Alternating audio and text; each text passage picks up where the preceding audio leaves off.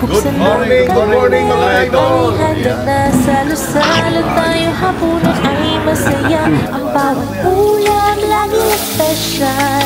Ito ang kwento ni Kiko Pangilinan. Wow, sarap! Ano lang yan? Sabay-sabay sa mesa tawanan. Okay na ito. Okay na ba to? Okay na ito.